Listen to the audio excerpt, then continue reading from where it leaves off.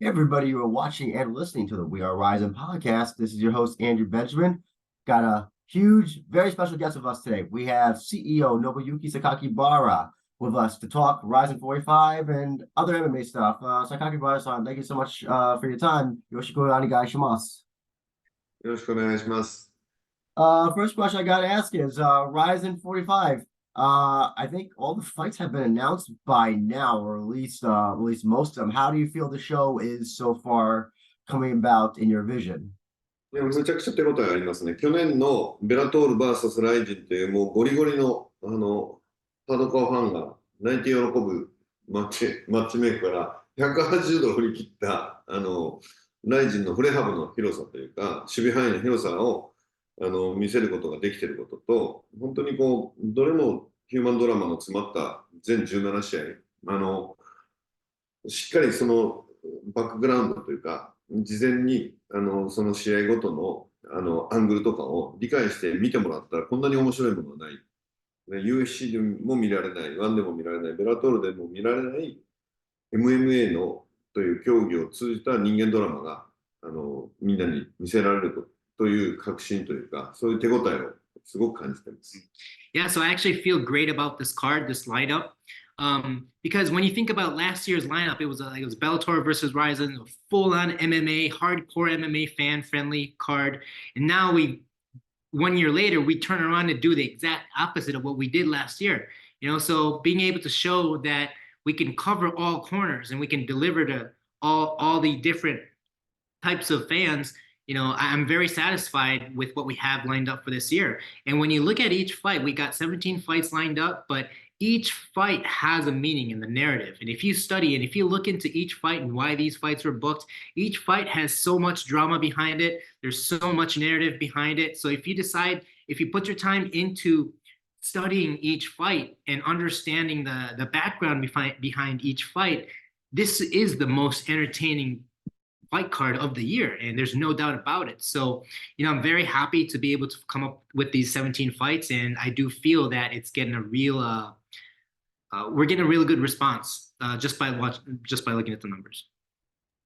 Just to let you know as well, when I announced that you'll be on the show, we got like the most amount of questions ever for a guest, and one of the questions that was most frequently asked was, speaking of Bellator, what is the status with RIZIN PFL? Because I think Don Davis did say that he wants to work with you, but I'm just curious to know, have you guys talked with Davis at all about maybe doing something in 2024?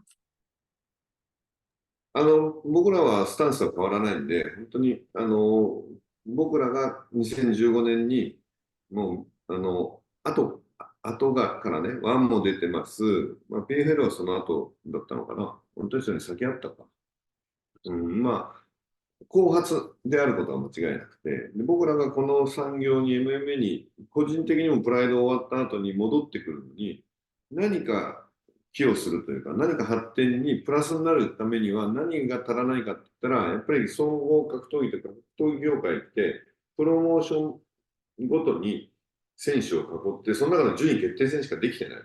だからみんなが見たいのは UFC のチャンピオンとベラトールのチャンピオンと戦わせてほしいとか。それは僕、プライドをロレンゾたちに渡すときにも、そういう格闘技界のスーパーボールやろう。で、それはプライド VS USC のチャンピオン VS チャンピオン階級ごとに2年に1回でもいいじゃんって言って、それは実はサッカーでも野球のこの前の WBC でもそうだけど、どこかでこのスポーツをもっとメジャーにするために必要なことだと今でもそれを信じてるし、そういうことに寄与しようということでフェデレーションを作りました。だから、いずれにしてもベラトールであろうと、PFL だろうと、ひょっとしたらワンであろうと、もう USC でも僕らはどんどん交流したい。それぞれのスタンスの中で向き合っていきたいと思っているので、引き続きその今までスコットとの人間関係という友情があってスタートしたこと、お互いビジョンも共有してスタートしたことをぜひ継続していきたいと思っています。Yeah, so our stance has always been the same. we want to work with everybody, because when we came back in 2015, before Sakakibara-san came back and 1FC was around, WSOF was around, and but they were pretty much doing the same thing.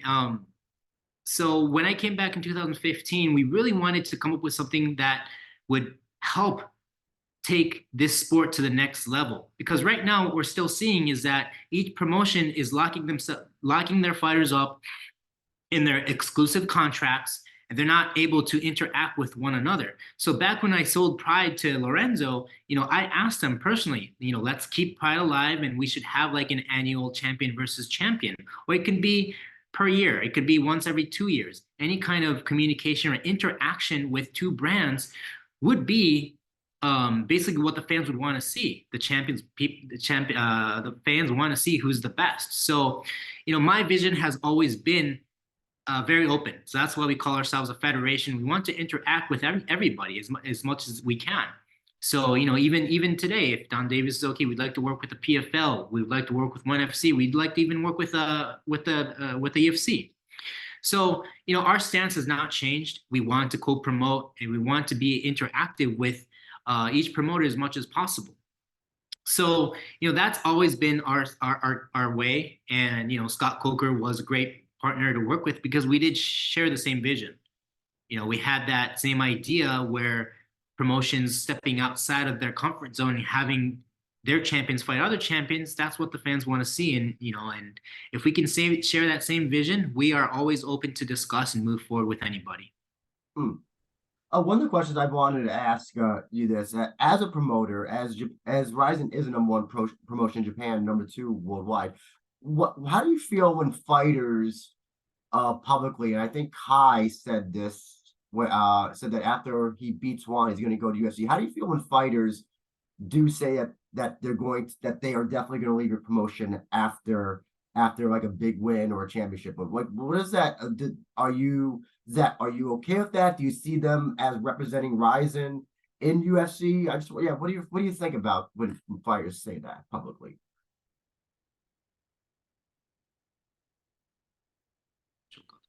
まあ今は仕方ないと思ってる、正直。それぞれの考え方だし、ベルトをね、RIZINのベルトを取って UFC にチャレンジしたい。アスリートとして、競技者として、そういう道を選びたいと思う人がいても、やっぱり UFC の方が圧倒的にレベルの高い選手がいるんだから、そういう戦うものとして、自分が信じられる選手たちは、そういうチャレンジをしたいって思うことは、今の現状を見たら仕方ないと。気持ちは良くないですよ。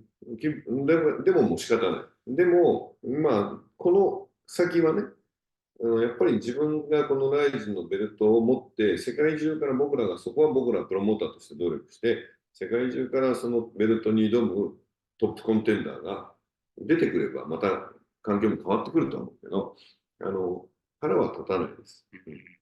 Yeah, so right now I think it's inevitable at this point. Because everyone has their own views and ideas, right? So if you're a fighter and if you're an athlete, if you're a competitor, you want to go fight the best guys in the world. And right now, UFC is the platform that can give you all that. So I don't really feel great about it, but you got to respect the competitor's way of thinking, and it's inevitable because the fact is that the best fighters are in the UFC, and that's a fact. So, but eventually, if we continue to gain more leverage and power and be able to, bring the best fighters in the world, and so to the fighters who want to fight the best in the world, they can stay with us because we can, if we're able to deliver what they want, there is no need to go to the UFC, right? So, to answer your question, yeah, it's not, it's not, I don't feel great about it, but it doesn't upset me that fighters say so. This year was the Azerbaijan show, first international show for RIZIN. Any plans to expand 2024 into maybe new international stuff, maybe United States, or do another Azerbaijan show? Has that at all been, have you thought of what you're going to do for international stuff in 2024?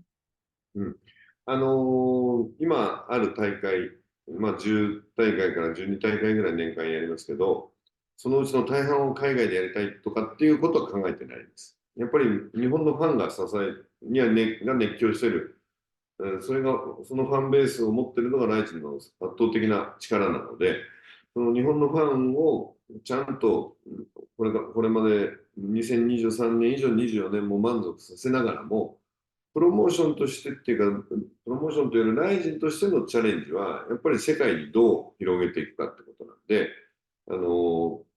アゼルバイジャンで今年できました。で、これは僕ら作る側の人たちのスキルアップ、経験のアップにもなったし、この経験を持って、じゃあ北米に行くのか、中東に行くのか、ヨーロッパに行くのか、いずれにしてもどこかの地域なり国なりの中で同じ志を持ってチャレンジしようと思うパートナーがいてくれることが大事なので、そういう人を見つけながらというか、まあ、いくつかそういう話はもう来てるんで、まあ、今年2024年も、まあ、1箇所か2箇所、1回か2回、海外の大会がやれるといいなというふうには思っています。Yeah, so for 2024, we're probably going to do about 11 or 12 events. And, we're not thinking to have half of those events, in international events. Right now, our strength is that we have a very passionate and loyal fan base in Japan. And our number one, we're obligated to cater to these fans because that's what makes us who we are. But with that said, our challenge, the challenge for RIZIN will be to slowly start making a presence in an international market. Step by step, we can't get that overnight. So, it could be the States, it could be another Azerbaijan. We do have some other offers internationally, but we're not quite sure when it may be. But I do believe that, the good thing that came out of the takeaway was for the Azerbaijan show is that our staff got experience to do international shows, and which led to the skills increase of our team and our staff. So, how do we utilize that experience to the next international event will be the theme of our next challenge. So, with that said, it doesn't really matter where we go, but it's important that we have a reliable partner on the ground that we can work with. Because we can't just go in there with all Japanese people and just put on a show. We need to identify that right partner and who to work with, and that will definitely define where we go to take our challenge internationally.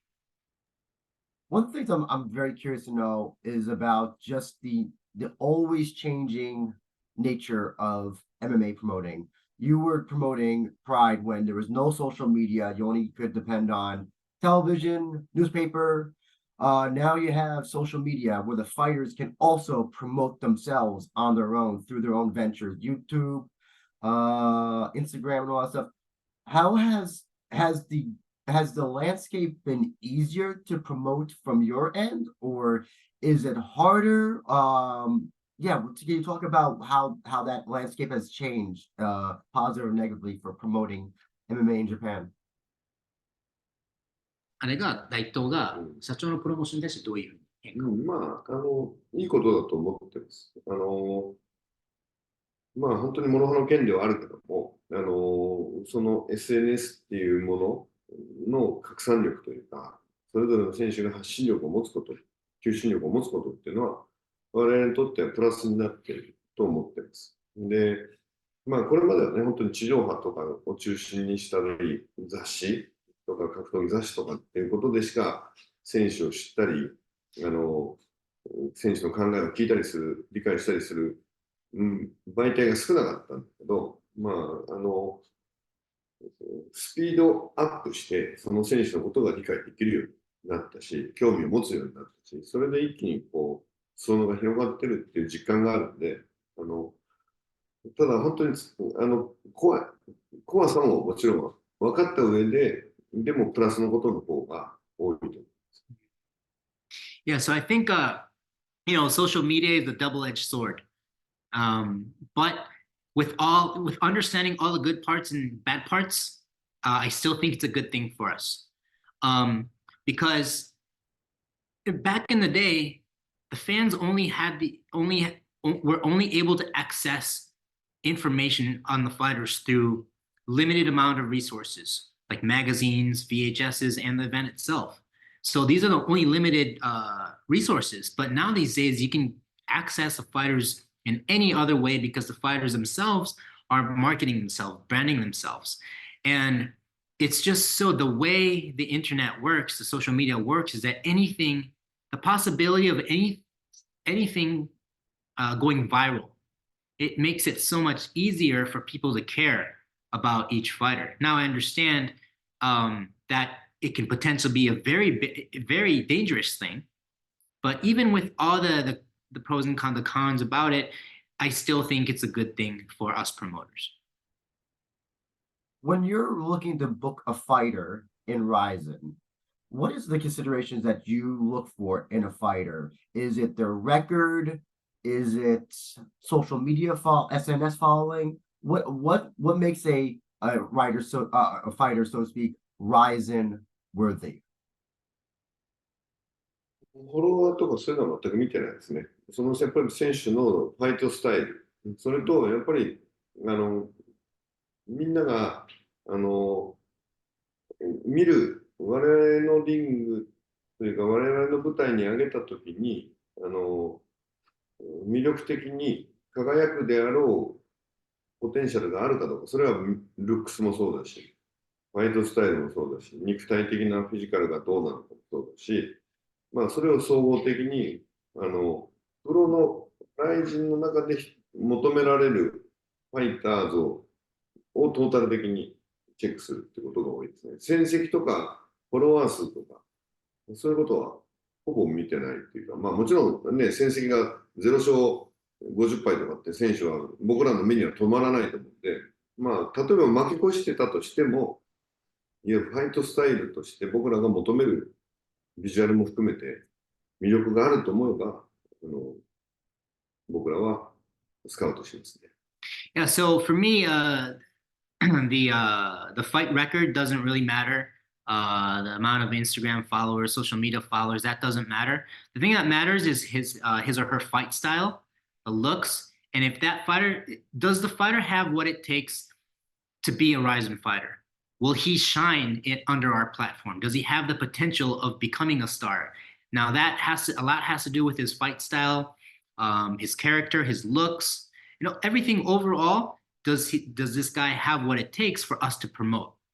So obviously, we don't look at the records. Obviously, it can't be a guy that's 0-50, but those types of fighters will never be on our radar anyways. So, but I'm saying that if he's like an under 50% average fighter, but if he still has what it takes, if he still has that shine in him that makes people care, yeah, we'll sign him.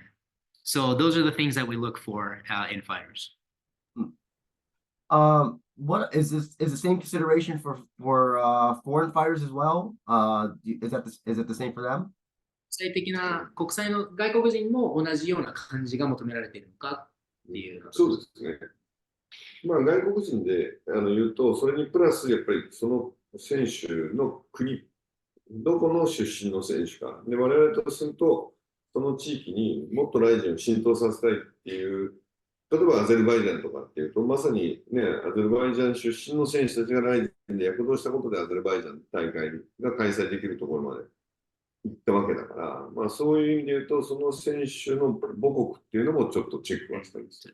Yeah, so international fighters, the same thing. And one thing on top of that is where they're from, their nationality kind of makes a difference because, obviously we want to make them into stars and we want to make our brand popular in their country, in their region. So a perfect example is that, we've had Azerbaijan fighters do well in RIZIN, participate well in RIZIN. And, before you know it, we already doing a show in Azerbaijan. So that's like one of the typical success stories on what we've been looking at in terms of international fighters. Going back to RIZIN 45, actually, one of the questions I got also asked a million times to ask you is about the status of Philip Kimura. What's going to be his status going forward? Is he going to keep on getting tested till he tests negative, or is there going to be a cutoff point eventually for when this guy, if he tests negative again, then you're going to just cut off all lifelines with him? にならない限りは出せないですね。ただ、本人サイドともいろいろ話をしていますので、まあ、また近々テストをして、で、彼が陰性という結果が導き出せるというか、それが陰性だっていう結果になれば、早いタイミングで彼の試合は、組んであげたいなと思ってます。Yeah, so as long as, bottom line, if he doesn't, he will not be able to step in the ring as long as he tests positive. Unless he doesn't test positive, we're not going to get him on our card. But we've been in communications with his management, with his coaches. It seems like he's really off of everything, and he's trying hard to get a clean test. So, once he can turn in a clean test result, then that's when we will start talking. But that, he must turn in a clean test first. Gotcha. You probably ask this question all the time whenever you're asked it, if you're ever interviewing somebody for a job, but I got to ask you, where do you see RIZIN in the next 5 years?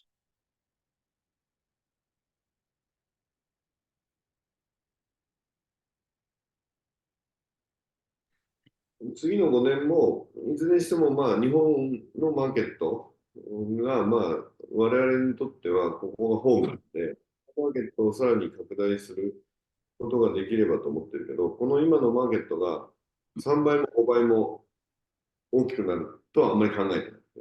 だから、より積極的に世界のマーケットに、僕らはその世界の国々に日本で作ったものをそのまま押し付けるっていう考えがあんまりなくて、やっぱりその国に合った形にローカライズしていく必要があると思うので、その国によって、向き合う国によって少しずつ、ひょっとしたらイベントのタイプが変わるかもしれないけども、海外にいろいろアプローチを、他の団体とは違う形でアプローチをして広げていきたいし、広げていくことが、5年後、実は20大会あって、半分は海外の大会とかっていうふうになるようなことになればいいかなと思ってますけど。Yeah, so 5 years from now, our home is in Japan, so we will definitely still be in Japan, more Japan leaning heavily towards the Japanese market. But I don't think that the Japanese market is going to be tripled or quadrupled in 5 years. Like, there's only so much the market can take. So with that said, we will still have our home base in Japan, but eventually, if the market's not going to explode, we will have to go out to test the international waters. So I think that's what you'll see. You'll be seeing more of that. Maybe we'll have 20 events in 2030 or 2024, and then 10 of them will be maybe international. You never know. But what we want to do is that we don't want to take our Japanese brand and just shove it into people's faces when we travel.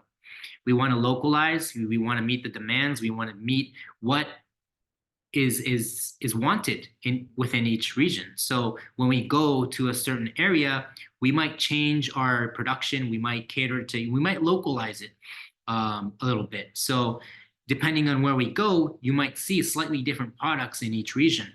But that's what we believe that is necessary for a successful relationship. So we will probably reach out to the international waters test the market in a different approach as other promotions. Do you think breaking down is going to change the perception of MMA in Japan negatively or positively based on its popularity?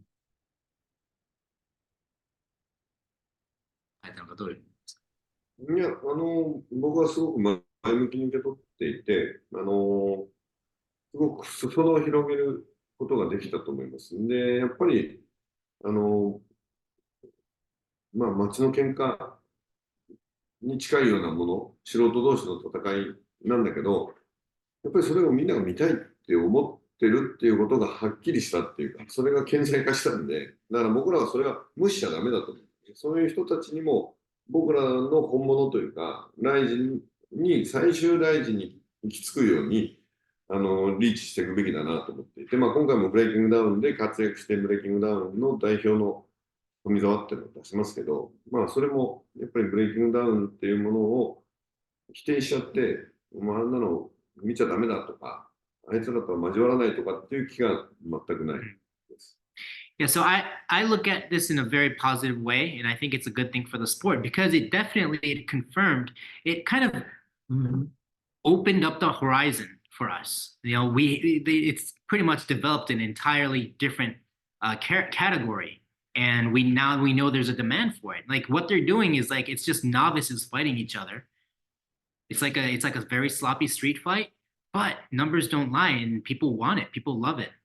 People love watching those fights, and that's a fact, you know. So as a promoter, you can't really ignore that. You should not ignore that, and you should deal with it in a way on how we can work together and benefit as an industry. So it's a fact that people want to see these novice fights, but these street fighters are also, they're wanting to fight in RIZIN because we're the best, the biggest one in Japan. So this New Year's Eve, we have Tomizawa, who made a name of himself in breaking down, and now he's getting a shot in RIZIN.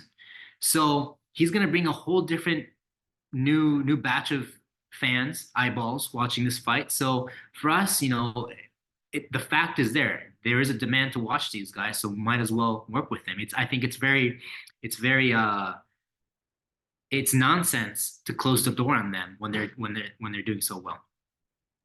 One of my last questions I have for you, so for RIZIN 45, could be some new fans tuning in from America, from around the world.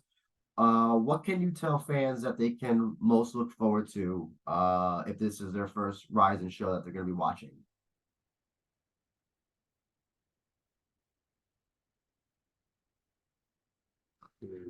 まあ本当に言語が日本語で進んでいるところが多いんでね、選手たちも日本人の選手が多いんで、どこまでそれが理解してもらえるかはあるんだけど、僕らはさっきの質問にも、ね、さっきの回答にも近いんだけど、単純に競技を見せてる、MMA というスポーツを見せてるっていうよりは、そこにチャレンジをしていったり、挑んでいく選手たちのヒューマンドラマを見せてるんで、そういうそれぞれの選手のキャラクターとかバックグラウンドとかっていうのを僕らは発信してるんだけど、そういうものも分かってライジンというものを楽しんでもらえたら、そういう人間ドラマに感動する、感情移入してもらえるような作りは多分どの世界中の団体よりもしっかりできてると思うので、そういうところを楽しんでもらえたらいいなと思います。So yeah, RIZIN is mostly, it's run by Japanese, and a lot of the stuff is in Japanese language, so it might be hard to follow. But what we wanted to say is that we don't just deliver the fight.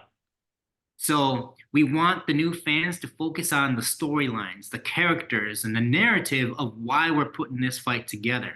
So for the new fans, we don't want them to just focus on the fight. Every single fight on this fight card has a narrative. There's a human drama. There's a story behind every fight. So we want you to focus on the storylines and the human drama, the reactions. And that way we can get more emotionally attached. You can get yourself involved in each and every one of these fights. So when it comes down to like explaining and showing the fighter's story, the narrative, the human drama, the emotions, there's nobody else who does it better than us. So, if you're new to watching RIZIN, just don't focus on the competition, say, oh, this is, just don't judge the RIZIN brand with the fights you're seeing. When you get to understand why, this whole storyline, you'll be able to enjoy our show in a much more sophisticated way. And if everybody who wants to check out RIZIN, can check out RIZIN 45 on Fight TV, live with English commentary. And that will be New Year's Eve for 45. And that's all time I got for you, Sakakibara-san. I really appreciate your time talking to me. Hopefully we can do this again next year, and really looking forward to RIZIN 45.